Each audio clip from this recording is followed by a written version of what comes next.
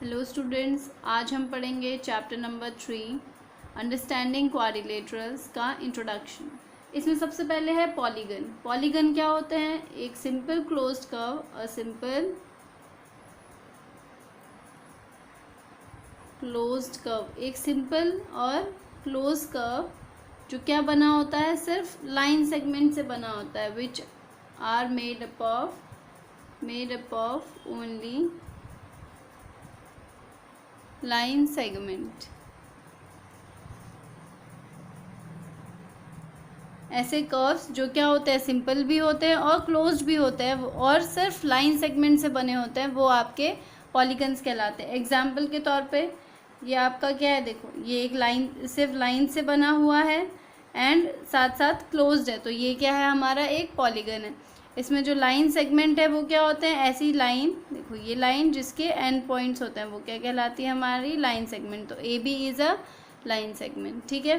तो ऐसा simple close curve जो लाइन सेगमेंट से बना हो वो आपका पॉलीगन कहलाता है। अनदर एग्जाम्पल देखते हैं इसका। कितनी भी साइड्स हो सकती हैं इसमें, बस आपका क्या होना चाहिए, सिंपल क्लोज कर्व होना चाहिए और लाइन सेगमेंट से बना हुआ होना चाहिए। तो ये दो आपके एग्जाम्पल हो गए जो पॉलीगन है। तो अगर हम ये एग्जाम्पल लें तो इज़ दिस अ पॉलीगन, तो देखो यहाँ पे एक लाइन सेगमेंट तो है बट आपका ये जो है ये एक कर्व जैसा आ जाता है। तो हमने कहा ऐसा क्लोज कर्व, ऐसा कर्व जो सिर्फ लाइन सेगमेंट से बना हो। तो यहाँ पे क्योंकि एक कर्व इन्वॉल्व है इसलिए ये आपका एक पॉलीगन नहीं है, ठीक है। It is not a polygon, not a polygon, ठीक है। देन बात करते हैं अब हम पॉलीगन्स में टाइप ऑफ पॉलीगन की, कि आपके कौन कौन से टाइप होते हैं, टाइप्स ऑफ पॉलीगन। तो हमारे जो पॉलीगन होते हैं वो आपके 4 टाइप के होते हैं, ठीक है। Convex polygon, then concave polygon, then आपके पास रेगुलर पॉलीगन होता है एक, और लास्ट है हमारे पास इर्रेगुलर पॉलीगन, ठीक है। तो ये हमारे इसके 4 टाइप्स हो गए। अब बात कर रहे हैं कॉन्वेक्स पॉलीगन क्या होता है। तो देखो यहाँ पे ऐसा पॉलीगन जिसके जो आपके एंगल होते हैं वो क्या हो, 180 से छोटे हों, सभी एंगल्स 180 से छोटे हों, तो आपके क्या होते हैं, वो आपका सभी कॉन्वेक्स पॉलीगन कहलाते हैं। तो हम इसे कैसे लिख सकते हैं, जो हमारा थीटा है एंगल, हम बोल सकते हैं एंगल आपका क्या होता है, ये लेस देन 180 डिग्री होता है, ठीक है। ऐसे ही कॉनकेव पॉलीगन में जो एंगल होते हैं, एटलीस्ट एक एंगल क्या होना चाहिए उसका, सिर्फ एक एंगल अगर आपका बड़ा है 180 से, एटलीस्ट वन एंगल अगर 180 से बड़ा है तो वो कॉनकेव पॉलीगन कहलाएगा।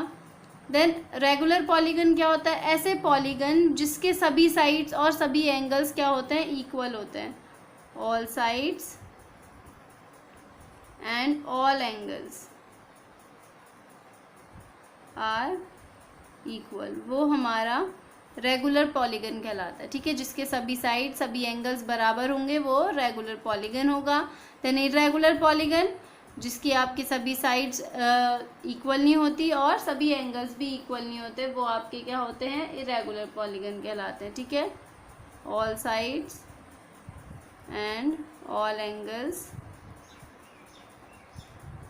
आर नॉट इक्वल, भले ही एक दो हो, मतलब 2 साइड इक्वल हो, और अगर एक भी ऐसी साइड बच जाती है जो अनइक्वल है तो आपके वो क्या कहलाएंगे, इरेगुलर पॉलीगन कहलाएंगे। अब इनके एग्जांपल्स इन्हें फिगर से समझते हैं। देखो कॉन्वेक्स पॉलीगन हमने क्या कहा, जिसका जो एंगल होता है वो 180 से कम होता है, या इसके लिए हम एक और चीज़ बोल सकते हैं, जिसके जो डायगोनल होते हैं वो क्या होने चाहिए, आपके जो भी आपका फिगर होगा उसी के अंदर, मतलब पॉलीगन के अंदर ही लाई करने चाहिए। जैसे कि मैंने एक ये बनाया, ठीक है। तो यहाँ पे जो आपके डायगोनल हैं, डायगोनल क्या होते हैं, आपके 2 नॉन कंसेक्यूटिव वर्टिसेस होते हैं अगर पॉलीगन के, उन्हें ज्वाइन करा जाए। नॉन कंसेक्यूटिव वर्टिसेस मतलब देखो डायगोनल की डेफिनेशन आपकी क्या बोली हमने, डायगोनल होती हैं वो line segment, a line segment joining two non-consecutive vertices of polygon। ठीक है, जब आपके क्या होते हैं एक वो लाइन सेगमेंट जो ज्वाइन करके बनती है दो नॉन कंजिक्यूटिव वर्टिसेस को, मतलब जो आपके वर्टिसेस कंजिक्यूटिव नहीं है। कंजिक्यूटिव मतलब जैसे अगर ये वाला वर्टिसेस है तो इसे छोड़ के जो नेक्स्ट वाला है, ठीक है, तो हम लगातार वाले वर्टिसेस ना लेके अलग अलग लेते हैं, तो इनसे जो हमें मिलता है वो क्या होता है, डायगोनल होता है। तो अगर सभी डायगोनल इसी फिगर के अंदर लाई करेंगे तो वो क्या होगा, आपका कॉन्वेक्स पॉलीगन होगा। और साथ साथ इसके एंगल्स भी क्या होने चाहिए, 180 से कम। तो देखो इसके सभी एंगल क्या है, देखो ये सब 180 से क्या है, कम है, 180 से छोटे हैं ये सभी एंगल्स, तो इसलिए ये क्या है, एक कॉन्वेक्स पॉलीगन है। तो ये तो हमने एंगल के रिस्पेक्ट में देख लिया। एक एग्जाम्पल और देख लेते हैं हम। सपोज हम स्क्वायर के केस में डायगोनल से देखते हैं, ठीक है। तो देखो ये डायगोनल अंदर ही लाई कर रहे हैं, अगेन इसके डायगोनल अंदर लाई कर रहे हैं, नॉन कंजिक्यूटिव वर्टिसेस को ज्वाइन करा, ये और इसको ज्वाइन करा तो एक डायगोनल मिला, अगेन इसको और इसको ज्वाइन करा दूसरा डायगोनल, तो इसके सभी डायगोनल क्या फिगर के अंदर ही लाई कर रहे हैं, तो इसलिए ये एक कॉन्वेक्स पॉलीगन है। अब कॉन्केव पॉलीगन पे आते हैं। तो कॉन्केव पॉलीगन क्या होता है, जिसके एंगल जो होते हैं वो 180 से कोई भी एक एंगल, एटलीस्ट वन एंगल, कम से कम एक एंगल 180 से बड़ा होना चाहिए, ठीक है। और जो डायगोनल होते हैं वो आपका अगर उसका एक डायगोनल भी पॉलीगन के बाहर लाई करता है तो वो क्या कहलाता है, आपका कॉन्केव पॉलीगन। जैसे फॉर एग्जांपल हमने ये बनाया, ठीक है। तो देखो यहाँ पे ये एंगल क्या है, 180 से बड़ा है, एक हो गया। या फिर हम कहें अगर एक डायगोनल भी, जैसे इसके कुछ डायगोनल ऐसे हुए, एक डायगोनल ऐसा हुआ, ठीक है, एंड आपका यहाँ पे रिपीटेड, यहाँ पे रिपीटेड, ये डायगोनल हो गए। बट ये वाला डायगोनल देखो, ये जो ABCD, तो ये जो AD है ये क्या है, इज लाइंग आउटसाइड, क्योंकि AD आउटसाइड लाई कर रहा है तो इसलिए ये जो ABCD है ये क्या है, एक कॉन्केव पॉलीगन कहलाएगा, ठीक है।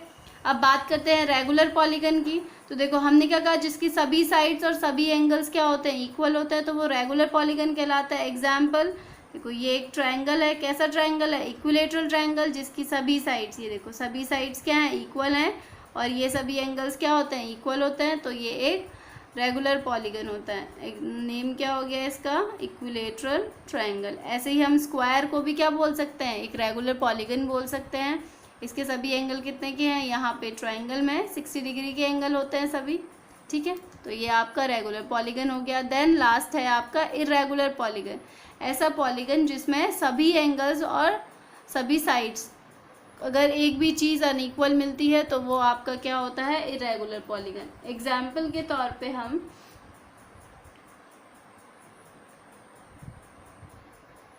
कुछ भी ले लेते हैं, जैसे हमने ये ले लिया एक ABCDE, ठीक है, ये एक पेंटागन हो गया। तो इसमें ये सभी साइड्स क्या हैं, अनइक्वल हैं। जब साइड ही इक्वल नहीं तो एंगल भी इक्वल नहीं होंगे, तो ये क्या हो गया आपका एक इरेगुलर पॉलीगन, ठीक है। तो ये तो हो गए पॉलीगन्स। अब इसमें एक आता है जो आपके पॉलीगन्स हैं उनका क्लासिफिकेशन अगर हम साइड्स के बेसिस पे करें तो क्या होता है, ठीक है। अब बात करते हैं क्लासिफिकेशन ऑफ पॉलीगन की। क्लासिफिकेशन ऑफ पॉलीगन, ठीक है। अब हम पॉलीगन्स को क्लासिफाई कर लेते हैं। तो देखो यहाँ पे हमें क्या दिया हुआ है, नंबर ऑफ साइड्स। हम इस बार साइड्स के बेसिस पे कर रहे हैं क्लासिफिकेशन। तो नंबर ऑफ साइड्स दिया हो हमें, या वर्टिसेस बोल सकते हो आप। देन यहाँ पे उनके नेम्स कि वो क्या कहलाएगा, एंड लास्ट है आपका सम ऑफ ऑल एंगल्स, ठीक है। तो जितने भी एंगल्स हैं अगर हम उनका सम करें तो वो सम कितना आता है। तो देखो अगर नंबर ऑफ साइड्स कितनी हैं, 3 हैं, तो ऐसा पॉलीगन जिसकी 3 साइड्स होती हैं वो क्या कहलाता है, आपका ट्रायंगल, ठीक है। सम ऑफ एंगल्स फिर निकालेंगे, पहले इनको कर लेते हैं, ठीक है। अगर नंबर ऑफ साइड्स क्या है आपकी 4 है, तो वो जो आपका पॉलीगन है जिसमें 4 साइड्स होंगी वो क्या कहलाएगा, आपका लेटरल, जिसमें क्वाड मीन्स क्या होता है 4 एंड लेटरल इज साइड, ठीक है। तो 4 साइड्स वाला पॉलीगन क्वाड्रिलेटरल कहलाता है। देन 5 इज पेंटागन, अगर 5 साइड्स हैं तो वो क्या कहलाएगा पेंटागन, ठीक है, जिसमें penta means 5 and gon is side. Similarly अगर 6 साइड्स दी हैं तो क्या कहलाता है ये हमारा हेक्सागन। अगर 7 साइड्स गिवन है तो this is called heptagon. Then 8 sides अगर दी हैं तो ऑक्टागन कहलाता है ये हमारा। देन अगर 9 साइड्स गिवन है तो नोनागन। एंड अगर 10 साइड्स गिवन है तो क्या कहलाएगा आपका डेकागन। एंड सिमिलरली हम आगे इसके नेमिंग्स, जितनी भी साइड्स हैं, अगर n साइड्स हैं, अगर आपकी यहाँ n साइड्स हैं तो n गन, ठीक है। सिमिलरली ये सब हो गए, ठीक है। अगर 3 साइड्स है तो ट्रायंगल कहलाएगा, 4 साइड्स वाला क्वाड्रिलेटरल, 5 साइड वाला पॉलीगन पेंटागन कहलाएगा, 6 वाला हेक्सागन एंड सो ऑन, ठीक है। अब बात करते हैं सम ऑफ एंगल्स की। अगर हमारे पास ट्रायंगल है तो वहाँ पे सभी एंगल्स का सम कितना होता है, तो देखो इसके लिए एक जनरल फॉर्मूला होता है हमारे पास n-2 मल्टीप्लाई 180 डिग्री, जहाँ पे ये जो n है ये क्या होता है नंबर ऑफ साइड्स के लिए यूज़ होता है, ठीक है। तो यहाँ पे अगर नंबर ऑफ साइड्स इस केस में कितनी है ट्रायंगल में 3 है, तो यहाँ पे क्या हो जाएगा 3 - 2 इंटू 180 डिग्री, तो आपका क्या होगा 3 - 2 is 1, then 1 into 180 degree is equal to कितना आया हमारा 180 डिग्री। तो एंगल्स का सम ट्रायंगल में कितना होता है 180 डिग्री। इसी को हम angle sum property of triangle भी बोलते हैं। अगर हमारे पास 4 साइड्स हैं तो आपके पास वो पॉलीगन क्या कहलाता है क्वाड्रिलेटरल। तो उस क्वाड्रिलेटरल में सम ऑफ ऑल एंगल्स क्या होगा, तो देखो नंबर ऑफ साइड्स कितनी है यहाँ पे n-2 मतलब n इज़ 4, देन माइनस का 2, this is multiply by 180, then 4 - 2 is 2 multiply by 180 degree, then on multiplying हमें क्या मिलेगा यहाँ पे 2 इंटू 180 इज़ 360 डिग्री। तो sum of all angles in a quadrilateral is 360 degree. Then 5th है आपका पेंटागन। तो पेंटागन में क्या होता है यहाँ पे नंबर ऑफ साइड्स 5 है, then -2, then multiply by 180 degree is equal to 5 - 2 is 3, then multiply by 180, तो this is equal to 540 degree, ठीक है। तो पेंटागन के सभी एंगल्स का सम कितना होता है 540। तो सिमिलरली इसी तरीके से हम क्या कर सकते हैं नीचे तक कितने भी हमारे पास साइड्स दी हो हम उसके इस फॉर्मूले का यूज़ करके सम ऑफ ऑल एंगल्स निकाल सकते हैं, ठीक है। तो ये था आपका क्लासिफिकेशन ऑफ पॉलीगन। अब नेक्स्ट पढ़ते हैं हम angle sum property of quadrilateral. अब लास्ट हम इसमें देखते हैं angle sum property of quadrilateral क्या होता है, ठीक है।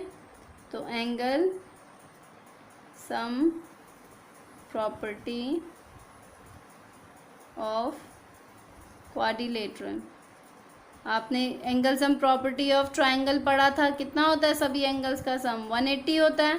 तो अब हम उसी की हेल्प से क्या करेंगे क्वाड्रिलेटरल के सभी एंगल्स का सम कितना है वो फाइंड करेंगे। तो देखो एक रैंडम कोई क्वाड्रिलेटरल बनाते हैं, ठीक है। तो अब इसके बाद इसको नेमिंग कर लेते हैं ABCD, ठीक।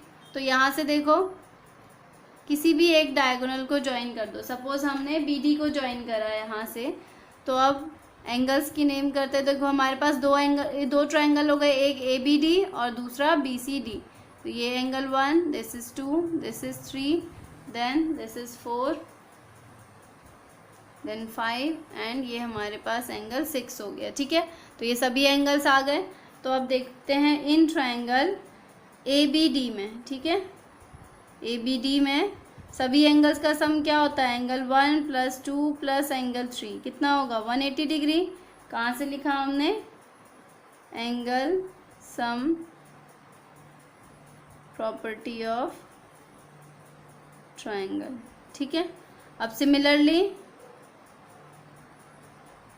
जैसे ये 180 हुआ इन तीनों का सम 180, ऐसे ही 4, 5, 6 का भी होगा एंगल 4 + एंगल 5 + एंगल 6 भी कितना होगा हमारा 180 डिग्री। सेम प्रॉपर्टी का यूज़ हुआ है। तो this was equation 1 and this is equation 2, ठीक है। अब इन सबको क्या कर लेते हैं ऐड कर लेते हैं इक्वेशन 1 और 2 को। तो ऑन एडिंग इक्वेशन 1 एंड 2, ठीक है, हम LHS एक साइड और RHS एक तरफ ऐड करेंगे। तो एंगल 1 + 2 + 3, देन यहाँ पे plus angle 4 + angle 5 + angle 6 is equal to दोनों 180 ऐड होंगे, तो 180 + 180। तो दिस इज, देखो आपका एंगल 1 को एज इट इज़ रहने दो, 2 और 4 को जोड़ के, ये आपका 2 और 4, इसको एक साथ ले आते हैं, एंगल 2 + एंगल 4। देन ऐसे ही 3 और 5 को एक साथ लाते हैं, एंगल 3, ये एंगल 3 और एंगल 5, ठीक है, इनको साथ में ले आते हैं और एंगल 6 को ऐसे ही रहने देते हैं। दोनों को ऐड करेंगे तो कितना आएगा हमारे पास 360। यहाँ पे देखो एंगल 1 जो है, एंगल 1 का नाम क्या है, ए, तो एंगल ए प्लस एंगल आपका 2 + 4 क्या बना रहा है, एंगल बी बना रहा है, तो प्लस एंगल बी प्लस जो आपका 6 है वो क्या बना रहा है, यहाँ पे एंगल सी बना रहा है, और 3 + 5 क्या बना रहा है, डी। तो देखो सभी एंगल्स का सम कितना आ गया यहाँ से, 360 डिग्री। इसका मतलब जो क्वाड्रिलेटरल होता है उसके चारों एंगल्स का सम कितना होता है, 360 डिग्री होता है, ठीक है। तो that's all for angle sum property of quadrilateral. अब बढ़ते हैं एक्सरसाइज 3.1 की तरफ।